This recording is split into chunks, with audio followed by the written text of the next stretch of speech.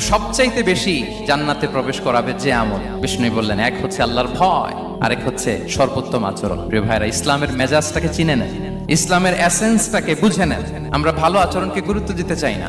অনেক নামাজি লোক দেখবেন নামাজ পড়তে পড়তে কপালে কালো দাগ ফেলে দিচ্ছে, বাসায় বউয়ের সাথে খারাপ আচরণ করে, খিটখিটে মেজাজের, প্রতিবেশীর সাথে শুধু ঝগড়া, কলিগদের সাথে ঝগড়া, মারামারি, দুঃসম্পর্ক, এরকম আছে না? নাই বলেন, আছে না? কিন্তু নামাজি, অনেক বড় হাজি, একদিনও কোরআন তেলাওয়াত মিস হয় না।